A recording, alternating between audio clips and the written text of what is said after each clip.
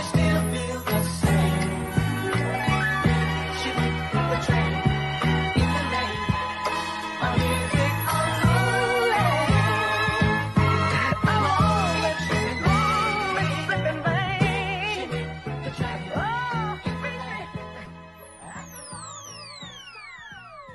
and gentlemen,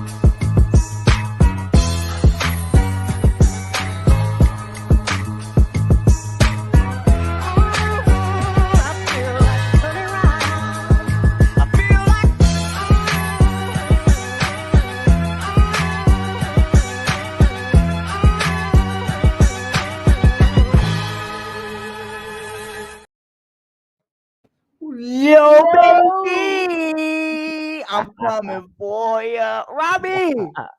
Mikey. What's happening, baby? How we Hey. feeling today? Hey, you know how we do, man. How you feeling today, man? Horrible. I mean, come on, man. Halloween night. The kids are just trying to get their trick or treats in. I got a flag football game on LSD that I was super excited about. Couldn't wait to do it. You know what the best part about 3-0 is? The chance to go 4-0. And our game got canceled. Thunder hail, Rob. Never heard of it in my life. Experienced that for the first time yesterday. So that was absolutely crazy. I got a really cool video though out of it. I will say, Rob even saw the video. I sent it to him, man. It was, we had lightning I cued the lightning. I said, hey, I talked to my boy, QB1, Mark. Got to talk to my boy, White Lightning. Man, I said, Mark, do you think the weather's going to impact your performance today? Mother Nature said, I said, woo! I said, woo! Crazy. But welcome to the show, everybody. Hope everybody had an amazing Hallows Eve, an amazing Halloween weekend, amazing Halloween night. Despite the weather, despite Christmas being in full effect, I saw the ongoing joke online that Chicago decided to be January for Halloween. It was crazy, Rob. It was crazy. But how was Halloween for the Rob Scott household? How's the missus? How's Joy Scott? How's everybody doing? Everybody is good. I can't disclose what my wife has been through, but all I can say is God bless the teachers. God, every teacher all across the world. God bless you for dealing with these little crazy mofos because, man, let me tell you, if I was a teacher, I'm punching kids.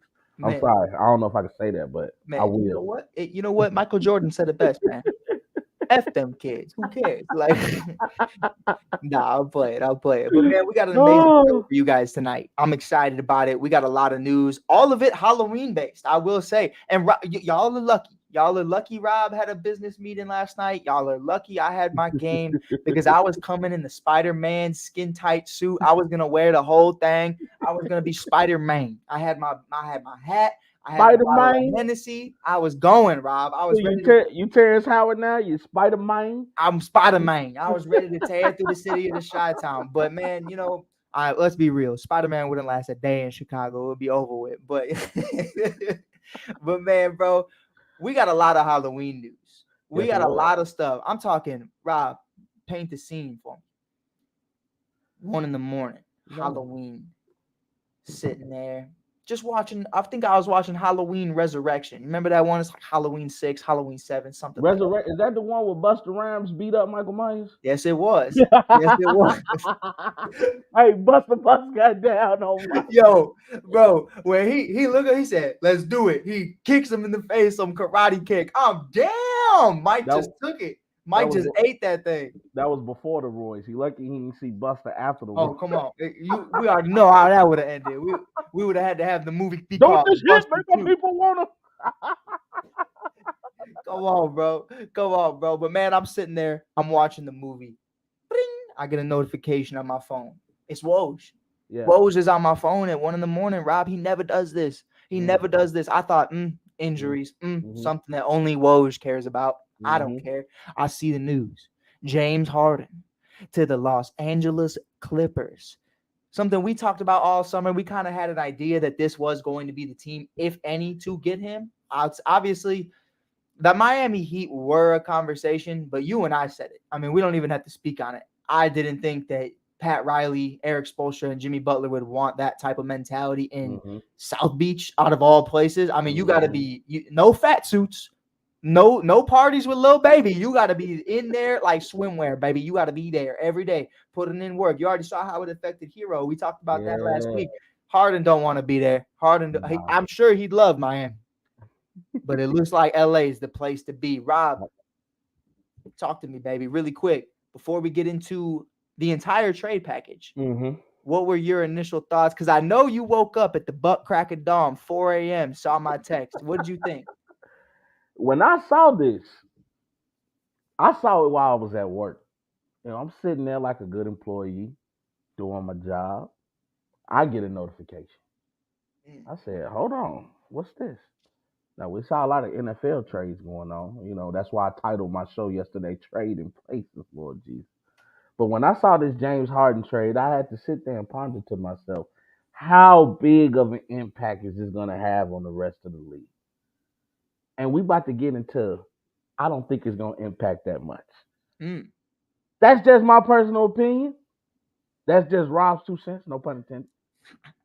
But let me tell y'all something. I don't know if James Harden and Westbrook are going to be able to work out.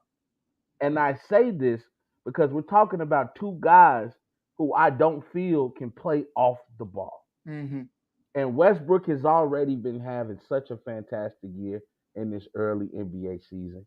I don't know if the feng shui, the word feng shui. When you walk into somebody's house and they got a nice layout, you like, this is beautiful feng shui. I'm feeling the vibe.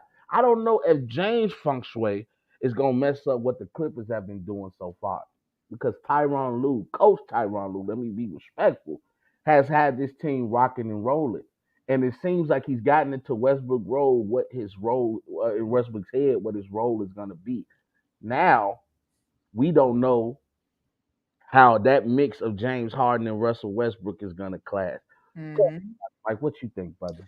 Man, I think there's a lot of levels to it that's unpacking in here. And I think, to Pride's point, it is still the Clippers at the end of the day. And I think what this team has been set up to do Yeah. is not meet expectations. Mm-hmm. And it's unfortunate to say that, but when you bring in PG, when you bring in Kawhi, when you bring in Russ, you're bringing in a lot of guys who have big names. Pride says that a lot on Prideful Takes. Definitely check them out. Check it out. With that being said, though, discussing that and saying, listen, I buy these shoes, Rob. Mm-hmm. I buy the shoes I buy Mm-hmm. because they are Jordans. I buy Mm-hmm. them because they are Nikes. And if they Mm-hmm. didn't have that logo next to them, Mm-hmm. not every single one of those pair of kicks look fire. Let's be real. Let's be real. Some of them are basura, Oh, that's facts. I but mean, you to got the me, swoosh. honestly, after the 13s, you can kind of wrap that up. Come on. Unless you go to the Spizikes. Exactly. Exactly.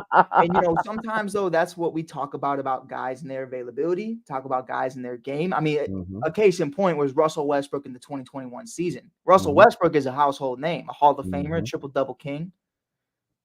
Wasn't playing like it, Rob. Not Wasn't really. playing like it Not whatsoever. at So, all. I mean, you have to have that conversation. You have to be real about yourself. So I was curious to see what was going to happen. Let's break down the trade package as a whole, brought to Mm-hmm. you by Mars, baby. Let's see what's going on. Let's see Take what's them out of going this world. Take them on. out of this world. So off rip, we're gonna get through it. This is the 76ers return, but what the Los Angeles Clippers acquired was James Harden, obviously, and Mm-hmm. PJ Tucker, which Mm-hmm. I am curious to see how they utilize PJ Tucker, but doesn't matter, neither here nor there. We'll get into that in a little. But the 76ers in return get a 2028 first round pick, Mm-hmm. 2 second round picks, a pick swap, and a first round pick from a third team. I mean, it's going to be interesting to see what happens. It's going to be interesting to see how everybody moves around and what's going to happen and how we're going to do it. But I'm really excited about it, Rob. I think it's going to be really cool. It's definitely going to be interesting to see the upcoming brand, I guess you could say, of a Tyrese Hmm. Maxey as a household name in Yeah. Philly, being that guy. Hmm. It's going to be interesting. What do you think about Tyrese Maxey? What do you think about what this does for him and his utilization as that number two? You know what? I think this is going to be a great time for Tyrese Maxey to really learn himself. He's shown some elevation in his game. I think at the time when James Harden was with the Philadelphia 76ers, he wasn't quite ready yet, excuse me, to step up and take on that role. But now we look at Tyrese Maxey, we look at the elevation of his play. We can tell that he's starting to, find himself in the NBA. He's slowing down the pace. He's speeding up when he wants to, and I just think that dynamic with him and Joel Embiid can actually be successful if you can build around those guys. The only thing I wonder about with Philly is, does Joel Embiid stay? Hmm. So now that's a question because he had Ben Simmons. He's been telling us, I don't know how long Joel been in the league, what, 9, 10 years? Something We, like that. we've been told to trust the process this entire time. And clearly the process is not working. Right. And he's coming fresh off an MVP season, and it's to Joel's own fault. He kind of pushes guys away because he plays the blame game when he loses. And actually, to his credit, he didn't do that with Harden. He blamed everybody else but Harden. He said, "We need some help." So, and it was just surprising. I don't think Harden left because of Embiid. We know Hmm. this whole situation with Daryl Morey. Um, so I just wonder if Embiid is going to stay. But if I'm Philly, I'm doing everything I can to keep with Tyrese Maxey. I'm in Joel's ear. If I'm Daryl Morey, I'm trying to get another major name there. I don't think what they got in the trade was bad. Right. Robert Covington is now back with the Philadelphia Marquise 76ers. Morris as well, Marquise expiring deal. Morris, Nicholas Batum. So Hmm. they were able to get some nice pickups for James Harden and PJ Tucker. But I think honestly losing PJ Tucker is tough because he's a great defender. He's a guy that can hit the open shot in the corner. We know he likes to sit in that corner. And with the way Tyrese Maxey can drive the ball, I think that would have served him well to keep some shooters around. And then, he can always dump it down to the big fella if he needs to. So it's gonna be interesting to see what Philly does. But I like the way that their mentality has been. They've been coming out and still playing hard. And Tyrese Maxey has been showing the world that he's ready for his name to start be mentioned with the All Stars and other great players around the league. So more power to my boy Maxey. But Harden, you out of pocket, and I say you out of pocket because what you did to Daryl Morey. Now I don't know the whole situation Hmm. and what was promised to James Harden and what he did or did not receive. But all I know is Daryl Morey has had this guy's back since day one. He paid him in Houston. He made him a household name when he went to Houston. He had the ultimate green light. He was Daryl Morey's boy. When he was ready to leave Houston, he made sure he went to the team of his choice, sending him to the Brooklyn Nets. He gets tired of KD and Kyrie's antics. He forces his way out of Brooklyn. Daryl Morey is now the GM of Philly, and he said, "Hey, I'll take you back. Come on. I know who you are, and I love you." And he's made all these accommodations for you. You should actually go thank the man because if I was Daryl Morey, I would have sent your ass to Minnesota. I Right. would have said, go be cold. But he still sends you to the team that you wanted to go to. So, you know, I just don't know about James Harden, man. And I hate to say this because I know being an NBA player, you are the best of the best. It's thousands of guys that try to make it to the league. You know what I mean? And it just doesn't happen. So for him to be in the NBA is a testament to itself. But it's just you don't perform when the lights get the brightest. You know what I mean? You've been a stinker in the playoffs all this time. Who are you to dictate what you do and where you go? You need to Hmm. prove to people that you can win, brother. Right. That's my 100%. problem with James Harden, man. I hate to say this. I lose more respect for him by the day.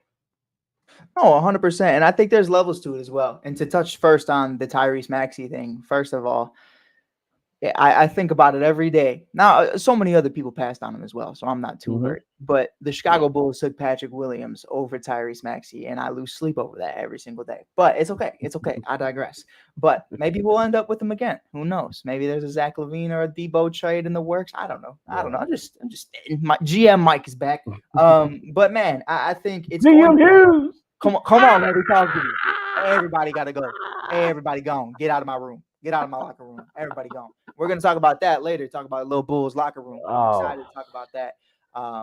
A 50 burger from Levine, though. The very next, a couple nights later, Debo had a great game following night. But basura. But you got to get into it though, man. You got to talk about Tyrese Maxey. You got to talk about him when you talk about guys like John Morant, when you talk about guys like Devin Booker, when you talk about guys like that, some of the top tier guards that we see in today's game. I believe Tyrese Maxey was a shell of that because of James Harden being in front of him. Because again, the name value of what James Harden was, you have to start him over Maxey. Maxey's unproven. Maxey hasn't shown anything, but Maxey has been beloved. I mean, another guy who is beloved was Thibault. I thought those two would be very huge. And obviously, Thibault, is he with Sacramento, I believe?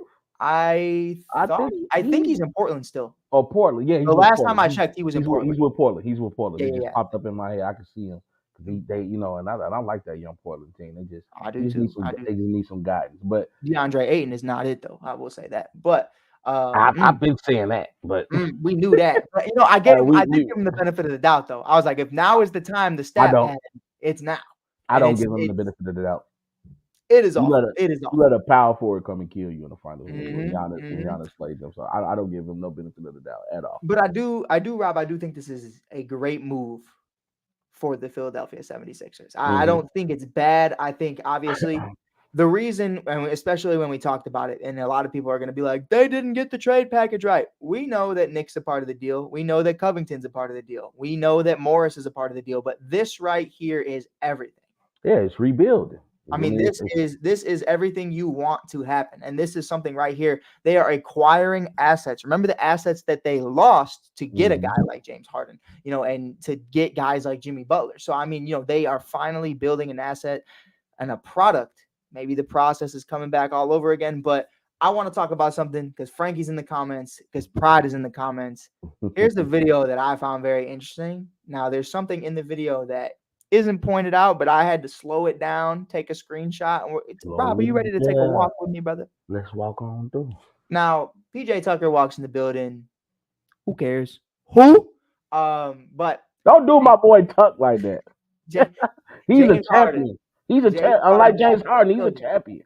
Talk to me about it, though, Rob. James Harden walks into the building, and hey, check this video out. All I'm saying. I want everybody to take a look. This is James Harden walking into the Clippers locker room, reuniting with Russ for the third time. OKC, Houston, now LA. All LA natives, which I think is really cool, though. I will say that PG, Kawhi, Westbrook, and Harden are all from different parts of LA, born and raised. I think it's really cool. They're probably all on their not favorite team. I bet you they were all Lakers fans, but whatever. It is what it is. According to Kawhi, he's always been a Clippers fan, but let's get Cap. The cap is crazy. What does Kawhi always say? But let's check out this video. James Harden walking in the room. Then we're going to talk about what Mike Hughes spotted. So what you, guys? So what you right? Cool.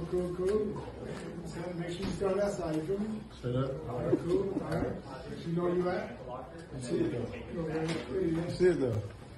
All right, cool. Turkey! Hey, what's up?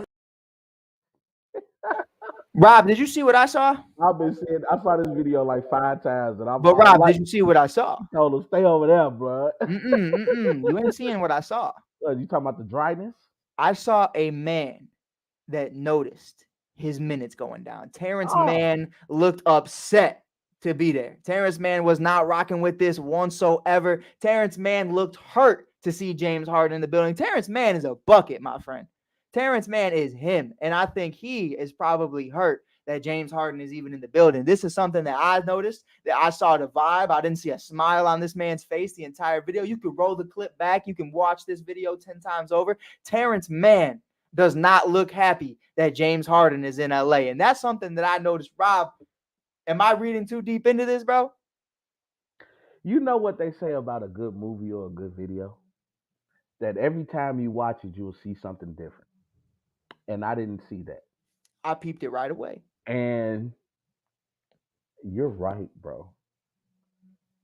And the sad part is, it shouldn't happen because Terrence Mann is a stud. Mm-hmm. He's a stud. Wow. Show that picture again, please. Man, come on. Talk to me right now. Terrence That Mann. James Harden walks in the room. Bro looks up on his is phone. love, Jason. Bro does not care. McLovin in the building. Appreciate the love, bro. Hey, wow. It's crazy. It's crazy. Now, maybe I'm Wow. looking too deep into this, but I think if I'm listen, I felt the same way about this that I think Tyrese Maxey might have felt when James Harden came in the building. Why are you bringing in another guard? I'm the guard here. I am the one, and Tyrese obviously overstepped James Harden and said, listen, this is my team type stuff. You know what I mean? Like, I am the number 2. I am Robin here. Arguably, there's a shot that Tyrese Maxey actually becomes Batman, depending on what happens with Joel Embiid in his future in Philly. But I think for Terrence Mann, a guy who's carried them in the playoffs before, despite not having PG fully healthy, despite not having Kawhi fully healthy, I think he took this as a personal disrespect. Obviously, he wasn't too worried about Russell Westbrook in the building, but I think he's definitely worried about his minute restrictions, what's going to happen with him, his minutes diminishing with a guy like James Harden in the starting rotation. But Rob, do you think already this is a match not made in heaven? Do you think this is going to be a problem? You know what? The more I think about it, I've already said that I don't think that this is gonna work. And then the only way it's gonna work is if somebody's gonna have to sacrifice, and it's unfortunately going to be James Harden. Um, And is that going to happen? the one thing I say, so two reasons why I think the Clippers grab James Harden. One, Steve Ballmer is their owner, and Steve Ballmer is about money. And adding James Harden to that roster is gonna boost ticket sales just because he still has a name, and he's a LA native as you just pointed out. So Mm-hmm. the Clippers, who've been the little brother to the Lakers forever, and they finally, a lot of Clippers fans are gonna think this is the year we do it. But and the second reason for grabbing James Harden is because you never know when Kawhi or PG is going to go down. Right. So to have somebody like James Harden to still have some type of a name, and we know in spurts he can go crazy when he wants to. I mean, he did go crazy against the Celtics in one game, when he had that 40-point game, and then after that he disappeared. So that's what I think. But the one thing that I think that's in Terrence Mann's favor is that Coach Tyrone Lue is the coach of this team. And Tyrone Lue is not afraid to check a player's ego. And he's not afraid to do things differently, whether you like it or not. And I don't think the smart thing would be to play Westbrook, James Harden, Kawhi, Paul George, and Zubac. That I don't like that starting lineup, if you Mm-hmm. personally ask me. I think James Harden would serve this team better playing with that second unit, somewhere where he can pass to a guy like Terrence Mann if he's gonna be the one coming off the bench, or let him and PJ Tucker do their thing coming off the bench.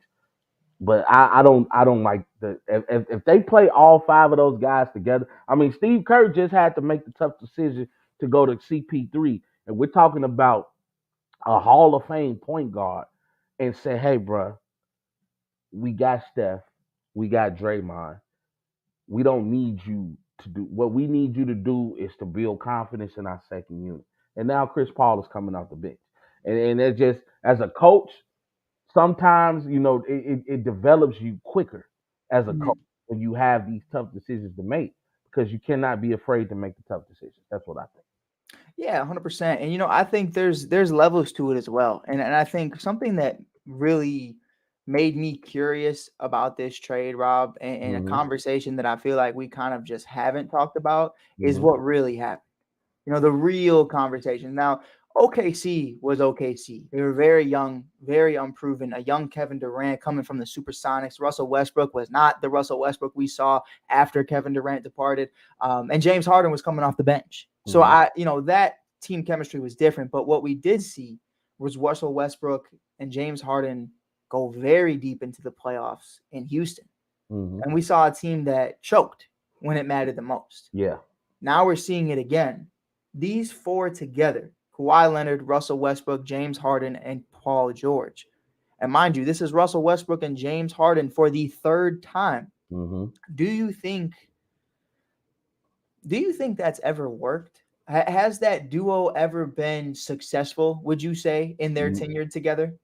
I guess you would have to go back to the OKC days where they did make an NBA Finals, even though they lost to a very mature Miami Heat team. Right. And the LeBron, who was eager to win his first ring. Right. Dwayne Wade already had won the ring, and they just had a bunch of dogs on that team. So I didn't think OKC really had a chance, and unfortunately, we're gonna get into this in a second. I don't know if you can win with KD as your number one without it being a perfect situation, Mhm. which is why Russell Westbrook was the alpha on that team. Right. I think you'll have to look at that. To me, in Houston, I don't think it was a success because immediately after that season, Russell Westbrook wanted out. Right. And I think they had that conversation of, if we want to salvage our friendship, we can't play together. 100%. And you know what, Rob? To that point, I want to bring something up too, because I think it's important. It's more important than KD. It's more important than Russ's game at the time. Yeah. It's all about Harden. Yeah. So their game, as it currently sits, Mm-hmm. was not their game in OKC. Like I said, Mm-hmm. James Harden was coming off the bench in those finals games. Yep. James Harden was not who James Harden was in Houston. Mm-mm. So when Russ and him got together in Houston, that was the real, okay, can these two work together? Because remember, Harden was very before his time in that run. And I think, honestly, to be completely honest with you, if James Harden was who he was in OKC as he was in Houston, Mm-hmm. I think that Miami team has some problems. Now, I still think Miami wins that series, but I think it's much easier than they got swept, if I'm not mistaken.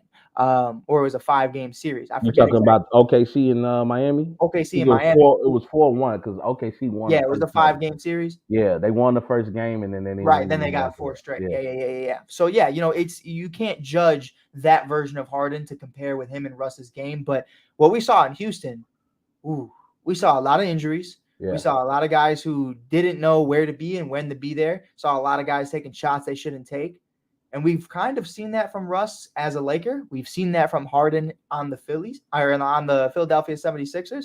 And that's one of the biggest issues for me, Rob, is what's changed. You were still the guy in a Game 7 against the Boston Celtics on the Philadelphia 76ers that couldn't get over 10 points. And neither could Joel Embiid. So who was popping off in that game? I think we want to talk about the real conversation is James Harden just hasn't been the same since that injury. 100%. He hasn't been the same. And but, people. Hey, Rob, real quick, who else hasn't been the same since their injury? A lot of them. Inconsistent. A lot of inconsistent. You know what? I will say this. Kawhi Leonard might not play often, but when he plays, there is no sign of like regression in his game. Right. Like I have to give it to Kawhi. Like when he shows up to play, he comes to play, man. Shout out to my boy Big Chris in the building. What's going on, Big G? Salute to you, man. I appreciate the love. But honestly, is this is not gonna work. It's like a science project. It's like, remember when you was in school, right?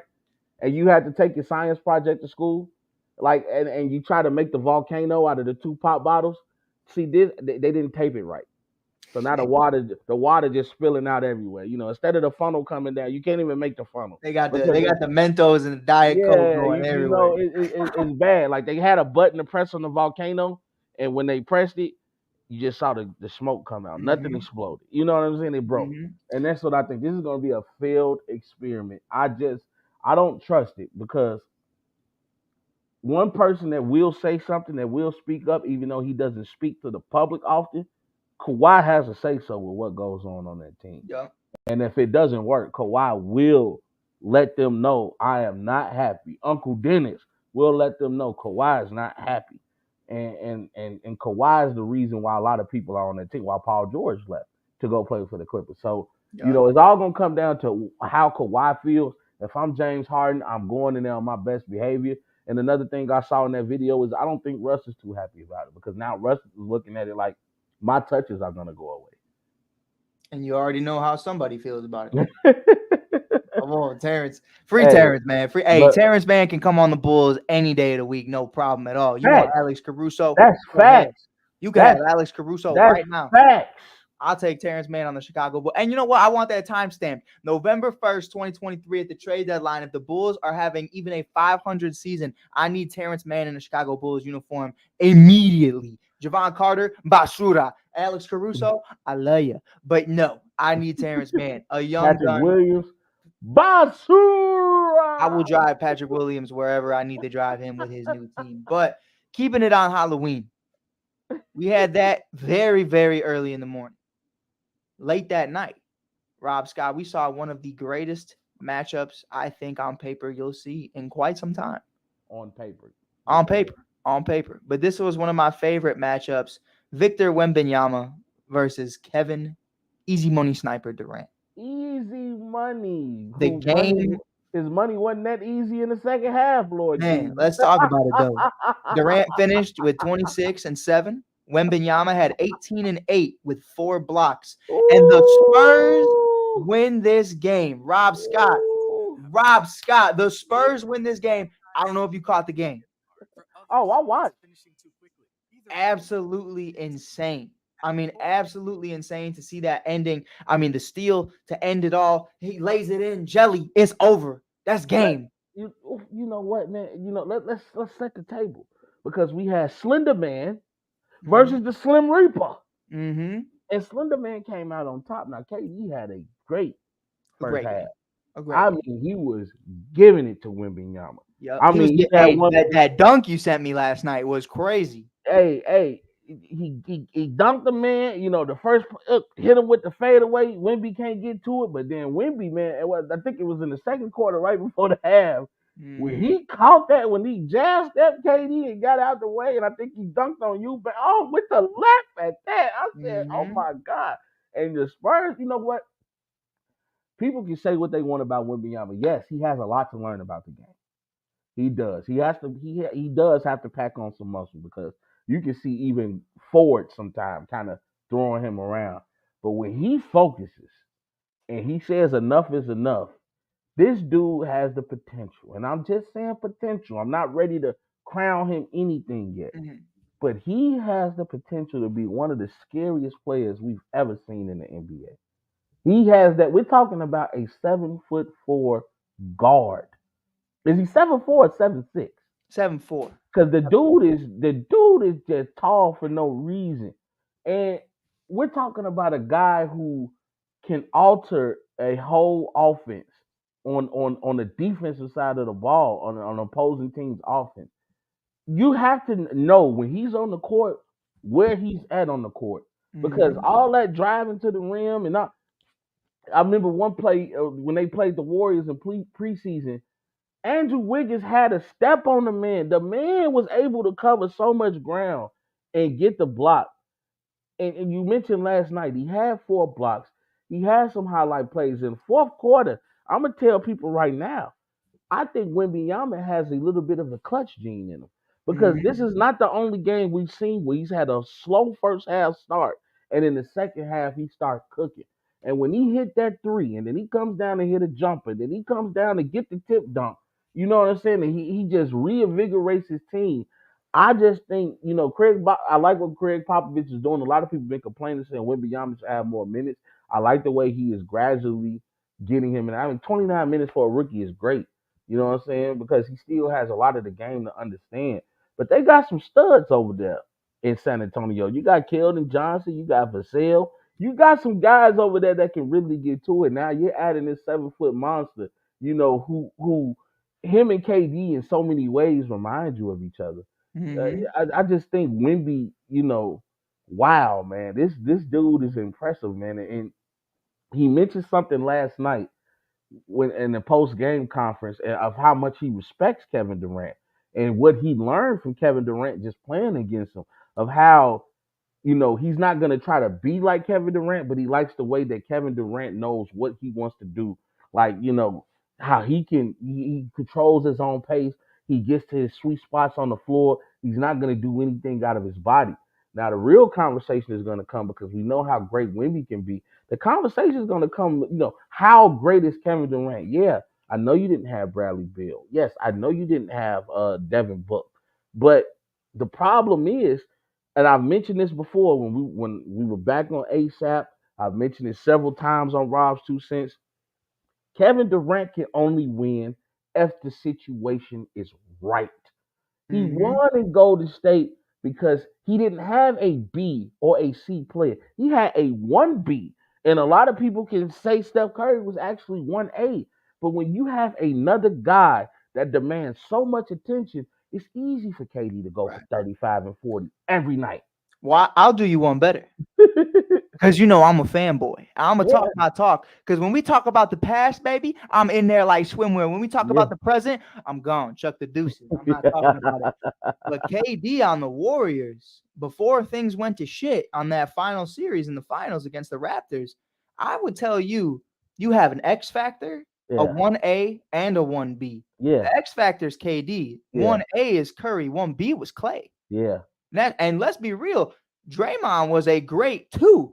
Because that man just came off Defensive Player of the Year just a year ago. Yeah. I mean, they had a squad. And don't forget the finals MVP, Andre Iguodala. But, you have these conversations, man, where it's like the man went to just an amazing situation. And it worked. And it was beautiful. But I have seen Kevin Durant play with so many Hall of Famers. We knock LeBron for playing with Wade, for playing with Bosh, for playing with Kyrie and Kevin Love. How am I gonna mess up my boy K Love?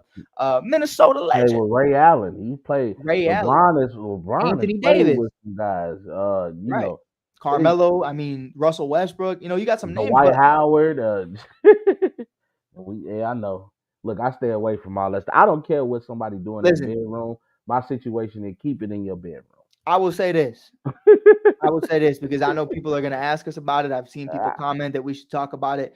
I will not talk down on a man, and I know I could speak for Rob as well, because Rob and I think the same way about this conversation. Until there is proven evidence. Oh no, it's evidence. Somebody is guilty. No, it's evidence. There's evidence, but it's evidence. But and my thing with the Dwight Howard thing, my only problem with the situation is he lied. You lied the first time, so now once you lie, how can I trust you? Right. You know what I mean? Like you basically made that man look like a fool. When that man came out and said, Dwight Howard was on something with him, and then the Dwight denied and said he never even met the dude. You know what I'm saying? And now there's actual court documentation saying that, you met the guy. Yeah, you had another guy dressed as a woman in the room, and you did things. The only thing Dwight Howard is saying now is that, yes, it happened, but it was consensual. I didn't sexually. And that was the part I'm talking about. I will not. Like I said, I stay away from that stuff. I don't look down on a person for who they love or what they like to do. I could care less. You know what I'm saying? Like I said, straight or not straight. If whatever goes on in your bedroom, keep that in your bedroom, man. You know what I'm saying? And don't be surprising people. If somebody say they coming to meet you, don't pop up with nobody in a dress talking about their name is Kitty and all this. I don't, now you just out of pocket, bro. Come on, I hear you. I think though, at the end of the day, let's talk back sports. I don't even, Lord. Nah, for sure. But the point I was making with that is, we're not going to deem him a rapist or anything. No. And that's what I'm saying is we're not gonna speculate anything that happened. We do understand something did happen, but I'm not gonna sit here and defame somebody's name, until there is proven evidence that that was what happened. Now we know everything that happened, but that rape word it's real. It's real, and it's crazy. Career changing. It can be character changing. It can, people can have real implications of doing jail time and things like that, man. So I'm not gonna sit up here and you know what I mean, and I know you're not either. It's like we just sit here and we talk to you guys about the facts, and that is something that as of right now I cannot say is a fact. So we'll definitely talk about that when that situation comes into fruition and as when it starts to progress. 100%. But we're not like every other podcast. We different, baby. We talk about the real.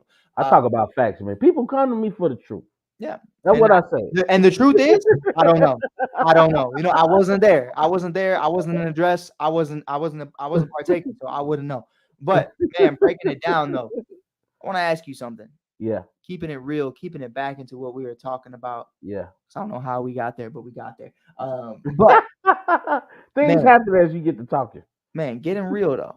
Eric Yeah, Gordon had a great game. Grayson Allen, yeah. whatever, bro.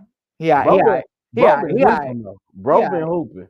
he Bro been hooping. My whatever, thing is whatever. like I've No, always no, been. no, Rob, No, we no, no, moving no, no, on. no, no. I'm not even talking about Grayson Allen. My thing Fuck with him. Phoenix, my thing with Phoenix is, and I said this when they formed this team together. Yeah, Health is gonna be a problem. When have you ever seen Bradley Beal make it through a whole year? right. And that's what I And want to ask you. yeah, Is it already showing its ugly face what this season is going to potentially look like, that Bradley Beal and Devin Booker haven't been on the court at the same time together yet? it's bad. It's definitely bad. I know eventually they're gonna come back. Mhm. I think Beal is dealing with a back, and Booker was dealing with a knee. So eventually these guys are gonna play together, but then it just when now you're looking like, when are these guys gonna break down again? Right. And are you gonna break down when you need it? Because even KD has had health issues in the past, especially when it gets close to I mean, playoff hey, time. you're forgetting somebody too. When's the last time Nurkic played over 60 games? And that's a fact. I mean, Nurkic That's is a one of the fact. biggest liabilities on the entire team, if not the biggest liability. He's a guy what kind of similar to Anthony Davis, who like all the talent in the world just can't stay healthy. Because Mhm. Nurkic is a dog at the center position. I'm Even a Grayson Nurkic Allen fan. missed some time. Yeah, so health is going to be an issue with them, and then same thing. I kind of I don't want to get it too deep into Milwaukee, but that's why I keep telling people, you can't just automatically crown somebody champion. Mhm. Yeah, the trade was heard around the world, but you have to see this thing work. Everybody look Man, good on paper. I want to man, see how you play. right. 100%. And Rob, I got something for you, a little spicy. Okay. Man in the mirror. You look in the mirror Mm-hmm. every morning, you see that man staring right back at you. Mm-hmm. When the Clippers look in the mirror, Mm. do they see the Phoenix Suns? Are they the same team? Not by talent, not by the design, but as big names that can't stay healthy. I look at them and I say they're the same. I look at the Los Angeles Clippers, and I think they see what the Los Angeles Lakers were trying to do. Mhm. And that happened to them twice, because we remember Kobe was finally able to play with Steve Nash after his prime. Then LeBron tried to put this super team together that on paper looked good, but when you looked at it, Dwight Howard wasn't playing as well as he used to play. Carmelo wasn't playing. Carmelo definitely wasn't playing as well as he used to play. Rondo Russ. wasn't playing as Russ. well as he Tell me used to tell me play. how Russ played, Rob. I need a Rob special real quick. How did Basura! come on, man. That was I when I say this, I do not mean this in a joking way. I am not over exaggerating. A walking turnover every time he He stepped on the was. court. Russell Westbrook, like I tell people the facts. And regardless of how I feel about you, if you good, you good. If you play Mhm. bad, then you play bad. We gotta tell the truth. I love Russell Westbrook. I tell people all the time, he is one of him and Giannis. I look at two of those guys that's not gonna cheat the game. They're gonna come out there, they're gonna give you 110%. Their motor is never gonna stop running. They won't miss games if they don't have to. They're gonna come out there every night and give you everything they got. But sometimes that don't make you good. You know what I mean? It just means you're playing hard. But Russell Mhm. Westbrook was like not good at that time. And that's why I Mhm. said the effect of Coach Tyrone Lue, of him getting in Russell's ear and letting him know, this is the role I need you to play. And it's been working well for us. And he's happy. And when you're happy, you're confident. You know what Deion Sanders say? He said, well, what Coach Brown say? When you look good, you feel good. When you Mhm. feel good, you play good. And when you play good, they pay good. You feel me? Yup. Come on. Come on. And you know what, man? We're gonna talk about a topic real quick. We're gonna get into the in-season tournament. We got a few more topics left in today's show. In Appreciate you season guys for tournament is listening. gonna be nice. Yes, we do appreciate y'all, man. We hope y'all enjoying y'all time out of space. It's going to be nice. It's going to be nice. So make sure you hit that follow button. Make sure you share this out to everybody you know that might enjoy basketball talk, whether that's NBA, WNBA, FIBA, or Big Three, baby. Come on, we talking a lot of Big Three we soon gonna too. talk. We gonna talk some stuff, man. We got a lot Let to me ask you a question off topic. Did you see the fight this weekend? I did. I thought, I was sitting there, you know me. I'm trying to get back into it. I'm trying to Yeah, see what's going on. yeah. I'm watching, and everybody's talking about techniques. Everybody's talking about this. Everybody's talking about that. I'm just sitting there, damn, watching all that go down. I got no words, Rob. I got no Yeah. words. I'm just watching this happen, and I'm like, couldn't be me, bro. It couldn't be. It couldn't. You crazy, bro. Crazy. But I got a fight I want to talk to you about. Yeah. An issue that I want to talk to you about. Okay. Talk to me, brother. Talk to me, boy. Friday night, Yeah. Mars will be at the United Center. Yeah. I'll be missing Rob. Rob's got some things he's got to take care of. I Handle got some that business, things. my You know brother. what I'm saying? Rest in peace to my family. Yes, sir. Always. But I will be attending the first in-season playing tournament in Chicago. Ooh, you I'm gonna get be to see the excited. new. I You get wanted to see Rob to the new come with me. court. You get to see the new court. I need to see that new court. I need to see that. I need to get down in that court. I don't know if I want to sit in the nosebleeds. I don't know if I want to splurge, try to sit a little closer, because I feel like if you sit in the nosebleeds, you get to see everything. But Yeah. I'm a nosebleed head. I like the nosebleeds. I'm not scared to sit in the nosebleeds. I got no problem. I'm more of a press box suite kind of guy. You know what? And that's a good time too. That's a good. I always get distracted in there though. There's so many things going on. But man, I don't even know if I can enjoy this. We don't know. I'm gonna have to look into that. I don't believe James Harden is playing today. It's probably If I'm not mistaken. But the thing we got going on in the UC right now is a disgruntlement. Everybody's upset. Now, after game one losing to the OKC Thunder in horrible fashion, getting absolutely blown out by SGA and Chet Holmgren, who Chet didn't do a single thing in this game, so I don't want to hear nobody say nothing. But he's looked real good since, though. But, you know, it's rumors heat out. Billy Donovan even confirms that the Bulls were in a heated argument. I spoke about this yesterday. Billy walks in the room, Rob.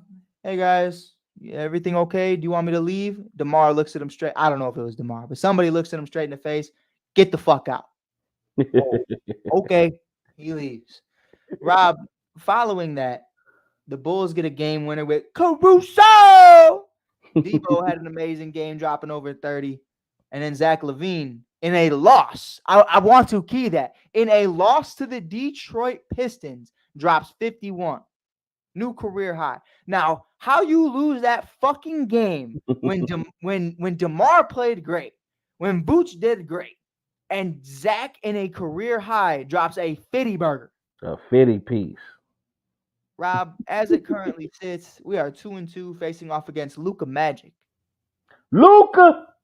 How do you feel, man, about this Bulls team so early on, already having exchanges, already having issues? Patrick Williams, who will reportedly is seeking a contract of over $200 million. Wait, what? Yes, you haven't heard? His camp is reporting that they are looking from anything from $150 to $200 million, which to an extent I understand, just because of what we've talked about and what we've said in the past about, obviously Jaylen Brown just got 300, and obviously Tatum's going to get 4, so the prices are going up. I just had to keep. I didn't even want to be on the screen no more when you asked. I'm sorry. Go ahead, brother. But Rob, man, Patrick Williams isn't looking great. How do you feel? He want what? He want what? Rob, 200. Talk to me about the Bulls, man. I'm gonna answer this man question because I don't even want to talk about. He asked, does James Harden play tonight? No, he doesn't. I just read up on that. And we spoke about this earlier. Make sure you catch the video when it gets re-aired on YouTube. I don't think it was a good look to go to the Clippers. I think he should have tried to battle it out in Philly, and that's what I got to say about that. But back to what you said. What? $200 million? Are you crazy, blood? Like, my thing with this, brother, I'm all for a man trying to get his money. But my problem is you got to get what you worth, man. You can't look yourself in the mirror and think you worth $200 million. Now, the one thing I did like about what the Bulls did was that they understand that there is a problem. And us acting like there's not a problem is going to create more problems. So let's all get in this locker room. We in each other's face instead of us going home and tweeting about it instead of us going home and calling somebody else to talk about the situation. Talk to me. And I love what the Bulls did because we all know about the tension between DeMar DeRozan and Zach LaVine. Zach wants to be the man. Unfortunately, DeMar is the man. Zach, you have not done anything to prove that you are a man because you will have a game like you had against Detroit and go for 51. And then you will come out the next game and only score 9 points. How do I know? Because I watched the Bulls and I've betted on you several times and I said I ain't going to bet on you no more. You are one of those guys on my list. I will never put a dime on Zach LaVine. Second of all, these guys have to put all egos to the side and understand that there is no clear-cut better player on this team.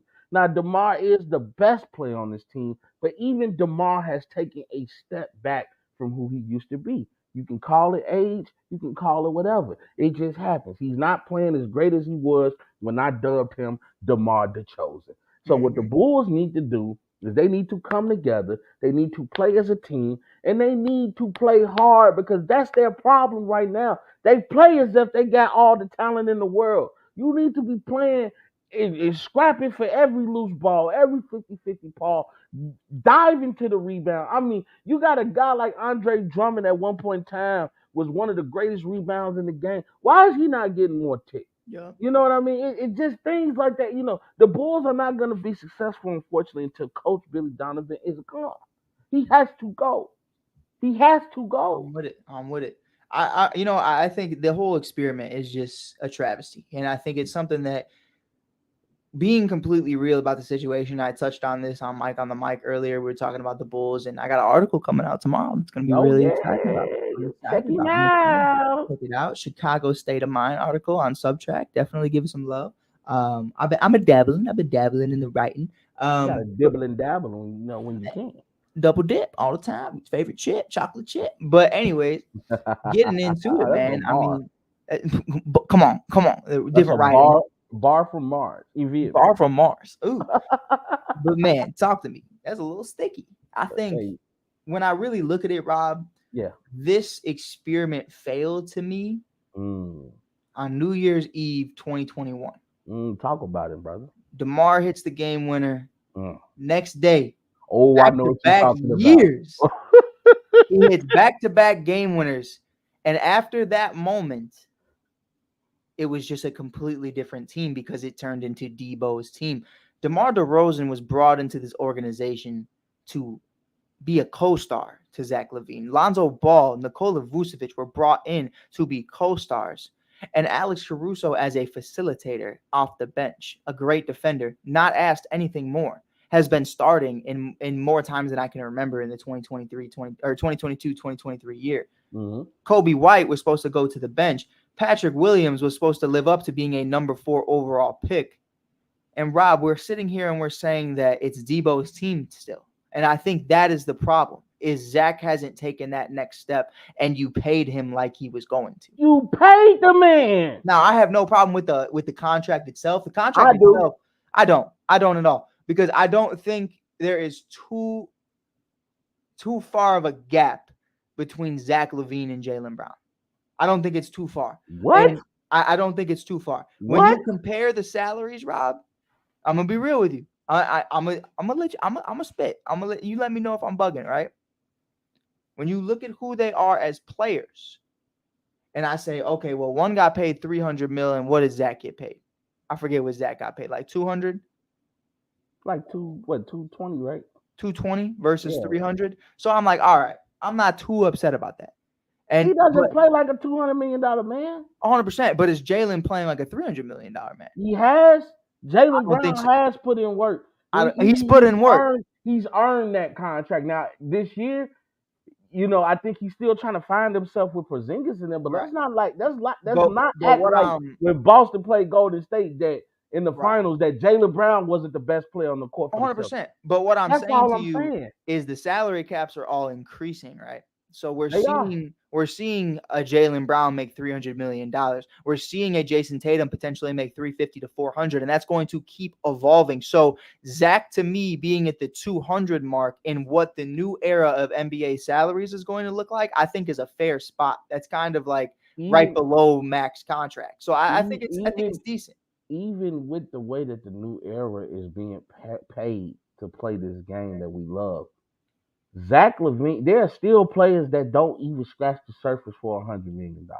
Yeah. Let's just be real. Everybody is not going to make that type of money, which is why they can pay that type of money out. You're going to go on a team and only 1 to 2 people are making $200-300 million on that team. Right. Everybody else, they either got veteran deals or they got that mid-level tier deal.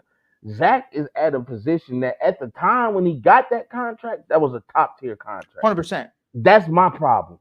You But do paid you the do you man like he see was it? top. I never saw him. I don't Right. know what the Bulls organization was looking at. Because I saw him when he was in Minnesota. He had a couple good games. And yes, he did evolve his game with the 3 ball. But it's all about this. This is what I look at. That's what makes a superstar. It's more than just skill. Do you have the will? One of the things we looked at with Michael Jordan and Kobe Bryant and any great player, when they say, I'm not going to let this team lose, they mean that shit. Excuse my language. I'm not going to lose. We just saw, look at what Wemby and the San Antonio Spurs did yesterday. After the second quarter, they could have packed it up and went home. That's what you ask and demand of your star players.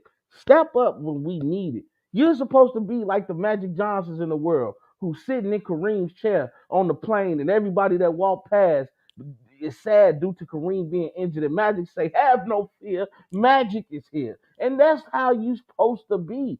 I never got that vibe from Zach LaVine, bro. I Mhm. never got that No. vibe. And so when the Bulls jumped out the gym and paid that man $200 million, I was almost through with the Bulls. I was almost through. They better Well, be happy that right. I love this place called You knew who Chicago. I felt about it. I told you off rip that whole summer. I said I want Donovan Mitchell. I wanted the Bulls to pay Zach LaVine and sign and trade him to get Donovan Mitchell in the building because I believe Don has that dog in him. But then he quickly showed me in the playoffs against the Knicks that maybe he don't. But we'll see what happens. We'll see what 70 ball though. 70 ball though. I will say that. No, But you know, we know what we've known what Donovan Mitchell has right. done. 70 ball. The great games that he had in the bubble and the duel that he had with Jamal Murray. We know that. But my thing is, man, you have to give me more than the sample size Right. if you're talking about getting paid like a top dog. And, Right. and unfortunately, with Zach LaVine, all we have seen are sample sizes of what he can do Mm. for the Chicago Bulls, man. But you know what I will say that I think What's going on, brother Jerry? One of my mentors right here in the game. Y'all shout out to the Rewind Sports 60 and their channel, baby. Make sure y'all follow, do everything they do where they cover everything Chicago. My bad, Mike. I ain't no, mean to you're interrupt good, you, bro. brother. You're good, bro. Shout out Jerry. But no, I think on a real note though, this reminds me a little bit, and I don't want to go too far with it because obviously the players they had were 10 times more talented and 10 times more solidified than what we have. Mm-hmm. But I think the deadline makes people very, very desperate. And I think what the Bulls have the potential to do is somewhat Mm-hmm. of what we've seen currently from the Brooklyn Nets. The Brooklyn Nets look in a good spot. I mean, you're talking Cam Johnson, you're talking Mikal Bridges at the helm. You're looking at Nick Claxton and them boys. Ben Simmons looked all right in the preseason. He ain't Yeah. looking too bad right now. Yeah. And you got a couple other guys like Cam Thomas in the building that I really like. Woo, And Cam a dog, ain't he? Cam Woo, got woo. a couple stats where he's sitting with guys like Mike, Bron, Dirk, and Kobe. So I think Cam that's is a very cool. dog. Yes, Um, Lord. but breaking that down and saying, man, what could we get for Zach LaVine, Debo, and Vooch? I think the Bulls are in somewhat of a decent spot right now. So where if they were to sell, I think they could get the bang for their buck for a few of these guys. And I think Right what you now. could get from Zach and Debo, especially, I think you get the draft capital back that we lack. I think we get a lot of guys that I think could be potentially Terrence Mann-esque type players. Maybe if you're lucky, you get a Tyrese Maxey type level player for one of those guys from a team that obviously values, a guy who can be here, right now, not a couple years away. We are in a place to where it's okay to be a couple years away. You know what I mean? We still got to wait a year or two to see if Patrick Williams is worth $200 million. I think I can answer that question. We ain't gotta wait a year. Right now, right here, right now, I can answer that question. You ain't getting a motherfucking dollar from me. But Torrey Craig should be starting for the Bulls. I do not care. Torrey Craig, free Torrey Craig, because that man is out here shooting buckets, playing great defense, stealing the ball, blocks, doing everything you need, creating space. He's doing it. He's doing it, and he's killing it. And then every day, Billy Donovan looks at his stat sheet. He looks at his score. He goes, you know who I'm going to start tomorrow with the 4, Rob? Patrick Williams. Get the fuck out of here. Pardon my language, but that is ridiculous to me that we are still doing this. If he wasn't drafted 4th overall, I promise you, this man wouldn't be in the league right now. Yeah. Wong Dong Tigers. Like, you're gone, bro. He said the Wong Dong Tigers. You're gone. You're gone. You know, playing in China. It's not going. I can't even argue that, brother. It's not. You know what? We're gonna move on. We're gonna move on, but we're gonna stick with the Bulls because there is. But as far as the Bulls, though, man, I think it's time to break it up. Oh, it's been time to break it up. It's time to go home. Let's get back to the. You know how I love rebuilds. Rebuilds are my favorite. Rebuilds. Hey, oh my, I got to do a whole 360. You already know I'm rocking that air, baby. Come on, and I messed up my light. Oh. Hey. Make Chicago great again, y'all. Make Chicago great again. It ain't been great my whole life, man. It ain't been nothing my whole life being here, bro. I need a win. But Rob, I'm excited about this next topic. Yeah. It involves the Chicago Bulls. Maybe a championship. Even the conversation of maybe getting it, I will be head over heels. Yeah. My guy Rob Scott saw 2 3-peats in the 90s. And I'm just happy about a fucking play-in tournament. I mean, what are we doing? But let's get into it. Pardon my language. I promise you, we are better than this. I will be better. But we have the in-season tournament beginning this Friday. Going to be very exciting. First-timers here. Rob Scott and I have never experienced something like this in the NBA, and neither have you. You might have seen it in the WNBA with the Commissioner's Cup. If you got our love for some ladies basketball, you can definitely check that out. FIBA does something very similar. Rob's about to break down more about the tournament, but really quickly before we get into that. Shameless plug. Please check out Skytown that my boy Mike Hughes do, man. Dedicated to the Chicago Sky and everything WNBA. Had to get that plug in there. Thank you, sir. For legal reasons, it is now Skyline, though. I will say that. Okay. They patent the word. Skyline. I like that, though. Hey, they got it. The Skytown or the Chicago Sky said, "Hey, yo, we like that name a little bit more than you, so we're gonna patent it." So they patented it. It's great. It's okay. They got the rights to it. No problem. Ain't no thing but a chicken wing, baby. We are in the Skyline. But with that being said, let's talk about it. First of all, there are 2 conferences. This is just like the All-Star game. This is just like exactly what we've seen all the time. There is an East and there is a West, ladies and gentlemen, and there are groups, 3 groups for each conference. Looking at it right now, East Team A, 76ers, Cavs, Hawks, Pistons, and Pacers. Team B, Bucks, Knicks, Heat, Wizards, and Hornets. Congratulations to the Charlotte Hornets, who are finally doing something that has any meaning, and it still doesn't mean anything.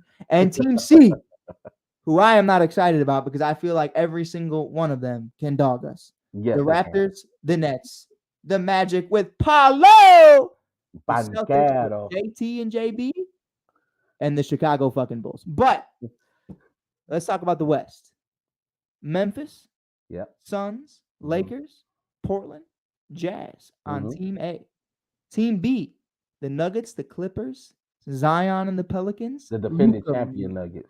Luka Magic and the Houston Rockets. And then we got the West Team C, the Kings, the Warriors. Dub Nation!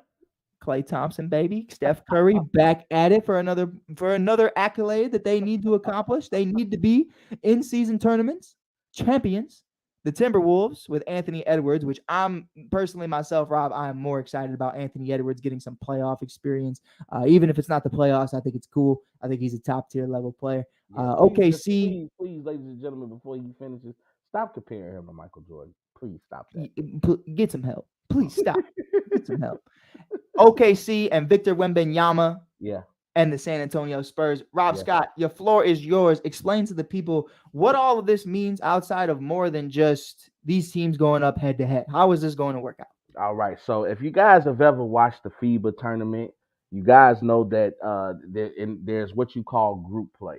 So for the first 8 games, there's going to be group play. And based off these games, whoever the leading team in their group will make it on to the second round, the semifinals, which is the single game elimination round. Out of these groups, there will be 6 teams and then 2 wild card teams, which will be the second place person that has the best record in their respective conference. So you're going to have 6 teams and 2 wild cards. You're going to have 8 teams in total. Once those 8 teams play in that second round and in the finals, that will be a single game elimination round.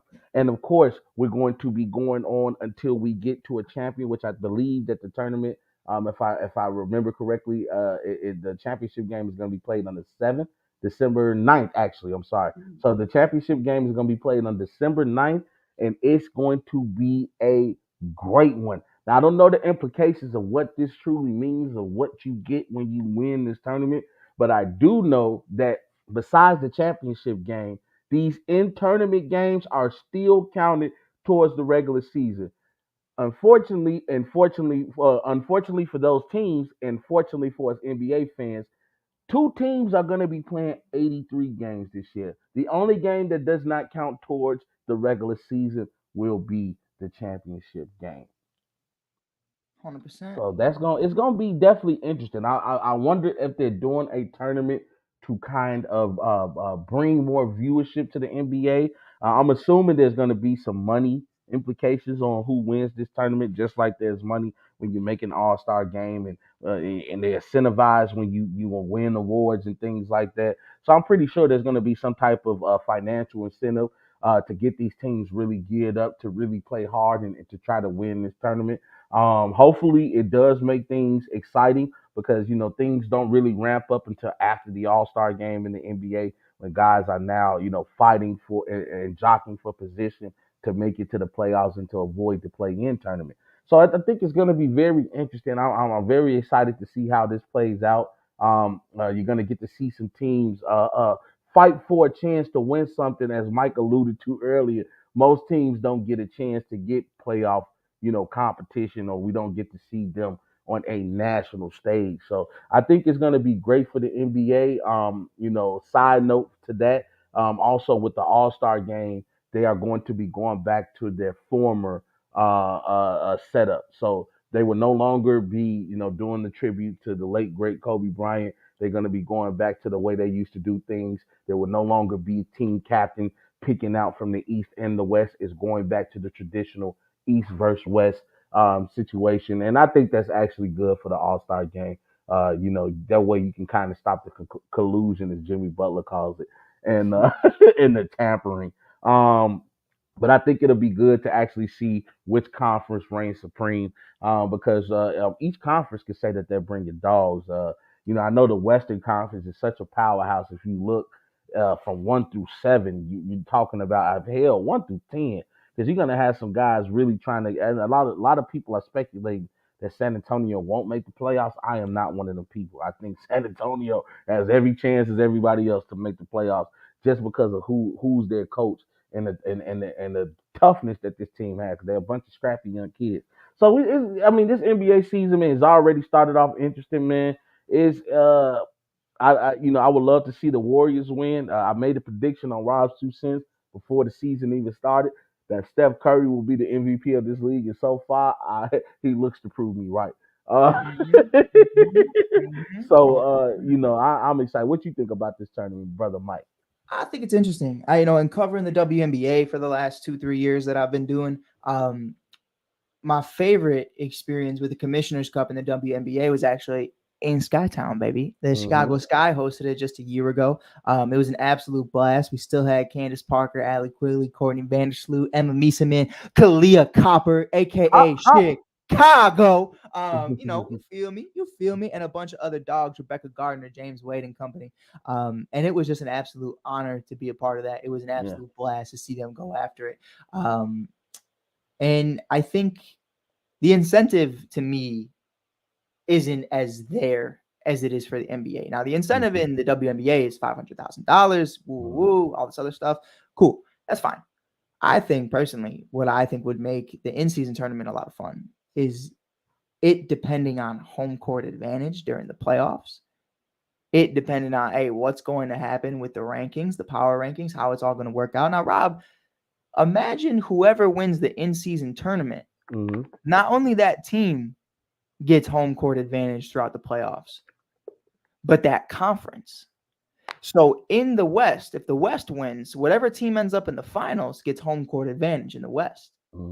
the East wins, the East gets home court advantage in the finals against the West. And I think that would bring more drive for a lot of these teams to want to see the best player come out. It's like voting, folks. It's like voting. You know, you're looking at all the politicians. You ain't picking who's the best. You picking, all right.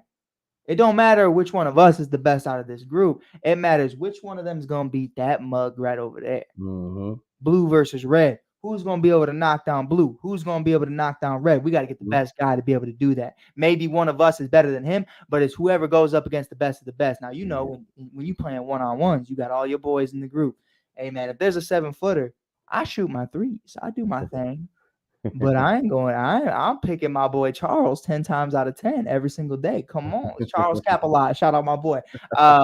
But, you know, with that being said, I think it's going to be very interesting to see how the awards continue to grow, the accolades, and what that really means. The meaning behind it has to mean something. This can't just be a regular game for guys. I don't want to see that. I think that's boring. I don't want to see nobody get hurt. I don't want to see nobody playing 37 minutes in the middle of a December game for no reason. But definitely try to have more fun than the fans are having. Yeah. Because we're not going to care if you don't care. That's just being real. And that's what makes the Commissioner's Cup fun, is because WNBA fans show out for it. And I think it's going to be really exciting. FIBA shows out for it. Everybody shows out for it. The only people that really don't is the league and the NBA. So I'm curious to see how serious they take this. But with that being said, our final topic of the night, because Rob, we're going a little too long. I know we're going to talk about some NFLs coming up soon, but honestly, after hearing everything the Bears have put me through this week, I don't even want to talk about it. I really don't. Because apparently today they had to let go of their running backs coach because of an HR issue. And that I read about that, but they won't disclose what the issue They won't disclose it, but I will say this. Matt Eberflus should be fired today as well. Thank you, Lord. And Luke Gessie. Here's what I'll do. Here's what I'll say. Here's what I will say about that. Luke Gessie needs to go, and that's a fact. But I would not fire him today. I would fire Matt Eberflus because, my brother, you have not hired one but two individuals who have now disrupted your organization, disrupted their coworkers and staff. We don't know what Alan Williams did. I don't even know who the running backs coach is. But regardless, your defensive coordinator and the running backs coach are some dirty dogs, and they are some bullshit. And you hired both of them. That, to me, is a fireable offense. I don't know about you, Rob. That, to me, you are hiring the nasties of the world. And we don't need that. We got enough shit going on here. Justin Fields plays horrible. We got enough trash going on with Tyson Bagent. I don't need more trash. I don't need trash humans. I already got trash players. You can be a trash player. You can't be a trash human. Chase Claypool, case in point. Trash player, trash human. Get out of here. But you got to keep that same energy. He already been showing Miami fans. Yeah, he doesn't play with effort. Nope. But somebody who has been playing with effort, our final topic of the night, the stars of the NBA as it currently sits. The stats as it currently sits on November 1st. The players leading in the league. Luka Doncic at number 1, averaging 39 points per game. Steph Curry is number 2 with 33 points per game. Rob, are you sitting down? I am. Rob, are you buckled up? Let's ride. Number 3 is Cam Thomas, averaging 33 points a game. De'Aaron Fox is number 4 at 31. Joel Embiid and Tyrese Maxey are 5 and 6. Mitchell, Tatum, Giannis, KD, and George are 7 through 10. Jokic is obviously going to sit at 11. I don't know why they don't have an 11. They have Jokic at 12, but there isn't an 11. So I'd imagine. Are somebody tied? It must be him and SGA tied. But yeah, I did not see a single bull in sight. I will say. Oh, nope. Zach LaVine is 20. There we go. Proud of him. But man, let's talk about it. Top 3. Oh, T'Challa, how we feeling? Rob's cat just came on the screen. I'll say what up to T'Challa. If anybody's watching this on the podcast right now, I promise you I am talking to somebody. But, and also if you're listening to this on the podcast, we're also live on Facebook. So if you hear us answering comments, we're not talking to ourselves. I promise you. Like Rob's been talking to Pride and Frankie. You can always check us out on Facebook at Rob Scott or at Mike Hughes. But yeah, man, let's get into it, Rob. Top 3 right now, scoring leaders in the league. Luka Doncic, who just had an amazing game winner the other night. Saw Rob 2 Cents make an amazing video on that. Oh my God. The chef is cooking with Steph Curry. Did you see the way he did Dylan Brooks and Man. did the Home Alone? Man. Oh my God. I say, first of all, Steph is ridiculous, bro. Because I know I've said this once, and I'll say it again. I have never seen a player from the moment they cross half court, they are a threat. Mm-hmm. I've never seen that in my life. It always takes me back to to me. I think it was one of the plays that it was the straw that broke the camel's back. Is when they played OKC, and OKC was up by 2 or something, and Steph came down, and you can hear KD from the benches, guard him, get him now, and he pulls a little bit after half court, and he banks it in, and he does his little dance and the skip thing, and it was so funny because I remember Russell Westbrook like, Steph, who is Steph? I ain't nobody worried about. Oh, I know the league is worried about Steph now. Mm-hmm. That dude is amazing, man. And then number 3 is who? Cam Thomas of the Brooklyn Nets. Over 30 points a game. That boy a dog, bro. An absolute monster. Didn't he just put up like 35 or 38 against somebody? Mm-hmm. And you remember when he first came and started as a rookie last year. He played excellent. Man started with back-to-back 40-point games. He played excellent, and I think he played because he actually got a chance to play while Kyrie and KD and them was still there. Mm-hmm. So Cam Thomas, he was one of those guys I used to tell people like, hey, watch out for that kid because you can just see the game in him. And now that he's able to do this on a stage by himself, where he doesn't have a KD or a Kyrie to defer to, and getting to play with some real tough guys, and Mikal Bridges and Dinwiddie and those boys, man. Don't be surprised if Brooklyn is right there at like 7 or 8. Making it tough for somebody in that play-in tournament. I like the stuff that Brooklyn is made up of. It was a smart thing to get rid of Steve Nash. Unfortunately, you can tell that he just didn't want any confrontation. And now you get those cancers out of your locker room. And I have to give kudos to Kyrie, who's been on his best behavior in Dallas. But I told you. That's just a testament. That's a testament to his maturity level, and it's a testament to ownership actually appreciating their players.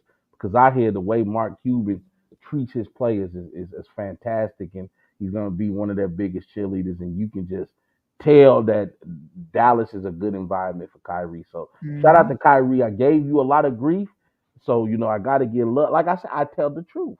When you act up, I tell you about yourself, and when you get things done the right way, I'll be the first one in line to congratulate you. So, but yeah, man, back to Cam Thomas, man. I'm not surprised. I'm not surprised. And you know what, ladies and gentlemen, just like Welcome to Mars, more to come. Mm-hmm. It's gonna be interesting. It's gonna be interesting because Rob, I said it from the jump. I said this is a playoff team. I said I believe they can be. I believe they have what it takes to become that. Yeah. In my personal opinion, man, I don't think they're far off from being a top 5 team in the East. No, they're missing. I think they're right there at 5. Yeah. I think they have 5. Wait, who you taking off? So you got Boston. Mm-hmm. I still think Philly is top 5 with Embiid and Maxey. I'm gonna say no order, but I'm gonna put Milwaukee, obviously Brooklyn at 5. All right, so in no order, the 5 teams I would have Miami. Hear me out, right? Okay. Check this out. I'm gonna take you on a walk. I'm gonna take you on a walk. Don't walk too long now. It's 9 now. I gotta get some sleep for work. Man, no, I think, man, looking at it, Boston, Milwaukee, Miami, Philly.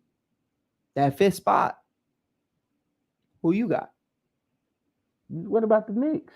What about the Knicks? What about Cleveland? What have they done? They haven't done anything, but they've been consistent at 5 and 6. But here's my thing, right?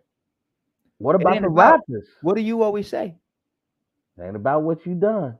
It's about what It's you do about for what me you right now. do. What have you done for me lately, Lord Jesus? And right now, what I Yes, see is Lord. Mikal Bridges taking that step.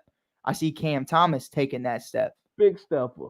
And I see Nick Claxton showing that, hey, I don't care what big you put on me. You going to get this work. I like Nick Claxton. I like Nick Claxton a lot. I Ben like. Simmons is showing me too. Ben Simmons You showing know me a little what? something. You know what? Shout out to Ben. Shout out. I got to give Ben some. Shout I'm out to very critical on Ben. Ben. I got to give Ben some love. Shout He's out to Ben. showing up and showing out. Now, Uh, he's still dropping 8 points a game, so fuck it. but you know what though? To me, it's not even about his play. It's about his confidence level. Ben is being true to Ben. He's not going to be a big time scorer like he was at LSU. He's going to be a point forward, similar to a Draymond Green type. He's going to average a triple single. You know, shout out to Draymond. Hey, Draymond is the only and I don't care. People can talk what they want to about Draymond. Draymond is one of the only players who you can say average a triple single, but every one of them points, rebounds, or assists definitely was influential in that game. And I think if Ben Simmons can learn how to do that, and remember at one point in time, Ben Simmons was considered to be a candidate for Defensive Player of the Year. So that's what he needs to do. You don't need Ben to score 30. That's why you got Cam. That's why you got Dinwiddie who can get hot. That's why you got Mikal Bridges who can get hot. What you need Ben Simmons to do is to put everybody in position and to play defense. That's what you want to happen. I think it's going to be interesting, man. I think it's going to be interesting. I think it's going to be cool to see what these guys are able to do, how they're able to do it. One of the more interesting things I think about the NBA season is the longevity. Cam Thomas is hot right now. Yeah. Can he stay hot? Now, am I expecting him to be a top 3 player by the end of this season? No. Yeah. And if he does do that, all power to him. But am I asking that? No. But I'm asking for consistency. Don't give me 40 for a week and then 5 for a month. You know what I mean? Like, though, that's Zach LaVine vibes. I don't need more Zach LaVines in my life. But I do think, Rob, at the end of the day, we're both about to give our final thoughts. MVP of the season. Rob, I want to start off with you. Steph. I just mentioned that earlier. It's going to be Steph. Love it. I love it. I love it. I think I'm also in the Steph Curry boat. I think Steph, if he stays healthy, is going to be that guy. I think Luka is also well deserving of it as well. But after I saw this image, I said, "Oh Lord, it's a masterpiece." That's a Van Gogh, by the way. That's a Van Gogh. That's a Van Gogh. But man, before we get out of here, man, we just want to do a couple shameless plugs real quick. Definitely follow us on all social media platforms at Welcome to Mars Podcast. You can follow us on Spotify if you don't want to see our beautiful faces. But if you do, follow us on YouTube. Check out Rob of Rob's 2 Cents, available on all streaming platforms. I am Mike Hughes. You can find me on TikTok and Instagram at theshy.kid, or I'm Mike on the Mike Podcast. This is Welcome to Mars, episode 2. We will be back Saturday, baby. We do apologize. Wednesday nights, hump days aren't our normals. We're doing Tuesdays and Saturdays. That's how we rocking. Maybe we might stick to Wednesdays. Rob, we can't keep ending every video like this. Well, I like it. I mean, I just thinking about the stress I'm gonna be putting on myself. People, do you really want to see my face that much? That I do Rob 2 Cents on Tuesdays, and then I immediately do Welcome to Mars. We could do that. I give you a little bit of a breather, and then I come the next day. Rob convinces me all the time about things. But I'm not opposed to it. But regardless, Saturday we are going to be discussing the very first NBA in-season tournament, Game 1. I'm really excited about it. We're going to be covering the Bulls. It starts on Friday. Bulls, Nets, a bunch of other teams that I don't have the matchups with yet right now. But Cam Thomas, Mikal Bridges coming to the United Center in Chicago. Not excited about that whatsoever. But with that being said, man, we appreciate you guys for tuning in. We appreciate you guys for being here. It's all love as always. Make sure you follow us on all streaming platforms because it does help us out a lot. It helps us understand what you guys like, what you guys don't. Until next time, Rob, sign us off, baby. We go.